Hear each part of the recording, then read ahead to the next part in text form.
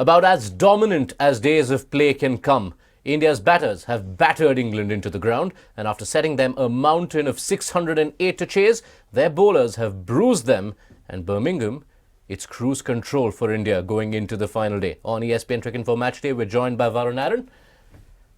Quite a lot to unpack, but let's start with an overarching view about the most dominant days of cricket we've seen in a while for India. Absolutely. I think this Indian batting attack, like Shubman Gill rightly said in one of the press conferences, that it's the best Indian batting attack to grace the shores of England. And I would agree with him completely, because the way India have dominated, not just this test, even the previous test, yes, they had a huge middle order collapse, but the top order has been sublime. KL Rahul is in great form. Sai Sudarshan looked all right, didn't get that many runs, but everybody after that, Shubman Gill, Rishabh Pant, are just batting like a dream at the moment. Yeah, and if he gave a statement, which was quite a loaded one, to call it the best, he is the one who is making sure that numbers-wise they're right up there, because what even is this from Shubman Gill? 430 runs in this test match, very nearly the most anyone has ever made in a test, easily the most for India. Do you have newer words for Shubman Gill? No, Yash, I just think he's found that sacred, hidden path to greatness. After these first four innings, not just after these first four innings, it's just the way he's been playing cricket, international cricket, franchise cricket. And Shubman Gill is not just talent, but also hard work. And that's why I say he's found that path. Because if you go to see the way he's prepped for this tournament, he started way before the IPL could get over. Also during a period where Gujarat Titans were gunning for the top spot, for a place in the playoffs. They eventually did, but didn't win. That's a different thing. But to have the gumption and to have the conviction that you can prepare for a red ball tournament, for a red ball series in the middle of a high adrenaline, high pressure tournament like the IPL, just shows how much belief he has in his ability, how much he wants to play Test cricket, and how he wants to take this Indian team to glorious heights. Yeah, we were all wondering what it will take to unlock Shubman Gill, the batter in tests outside Asia. Apparently the answer was captaincy. And responsibility. And it's scary to think, Varun, he's only 40% done with the total innings he can play in this series. And it's already the summer of Shubman Gill. Absolutely, Yash. It's just mind-blowing to just think of these numbers, because people take maybe 3 tours to get these kind of numbers in England. Shubman Gill has done it in 4 innings. Also, the amount of 100 scored by India in the first two games has outweighed maybe 2 series put together of Indian teams that have come to England. So Shubman Gill, I think he walks the talk, which is the hallmark of any great batsman, any great leader, and he's getting the bulk of the runs. And there are so many people, like we were talking, there are a lot of people saying that, oh, these wickets are flat, oh, this is not the best England bowling attack. But except Shubman Gill, there are about 21 people holding the bat and batting in these first 4 innings. Have they even come anywhere close to the realm of Shubman Gill? Could take us the length of a test match to list out all the records Shubman Gill has broken. So ESPN Cricinfo, catch all the records in our stats pieces on the site.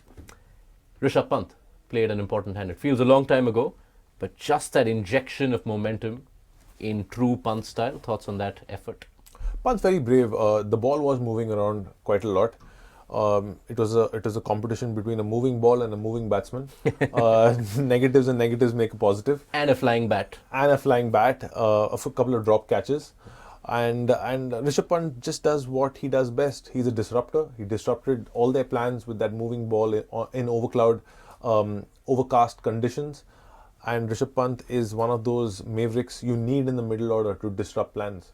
Yeah, 110 at more than a run a ball was the partnership between Pant and Gill, vice-captain and captain. Brilliant from India with the bat. But there is a period of play which has also baffled many. Ravindra Jadeja and the scoring rate with which he batted at a time when India were batting for a declaration. What did you make of that part of India's batting through the second half of the day? Look, Yash, the only sense I can see of it, and look, this is obviously, I'm trying to make the best sense of this. Yeah. So please don't think this is what I feel is right, but this is what I actually saw, and I can your gauge of it. Yes. And just basically add up from what I saw. was that India were being careful about how many overs they want their fast bowlers to bowl today. Look, people have to understand fast bowlers are not machines. Yes, they do the bulk of the hard work, they do the heavy lifting, but if you want to win a test, you want your fast bowlers bowling all of their overs at full tilt. And Akash Deep has done that, Siraj has done that very early in the second innings, and that's what you do when you're fresh. Now, they had an extended period to get a massage, to get a good stretch, maybe have a few ice baths, get ready to conquer this test. And that's exactly what they're doing. Now what happens is, after getting these wickets tonight, they come back tomorrow without having bowled too many overs tonight, with fresh legs, less sore bodies, and they can go for the kill. Hold that thought, because I'm not questioning how India have positioned their bowling plans and the amount of overs they've left and what that allows them. But they have finished that innings 6 down. Ravindra Jadeja came at number 6. There were 2 batters to follow after that as well. I know Nitish Reddy didn't make runs, but there were batters in the hut. These could have been more runs, even if India wanted to bat that long.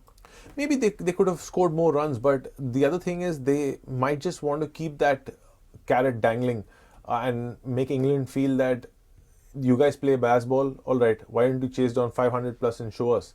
But if you give England something outlandish like 600, 650 plus, look, no matter what England say, they want to chase down every total. It's not like you're going to climb the Mount Everest in just one day. It's going to take you time. And one day getting 650 plus is just not possible.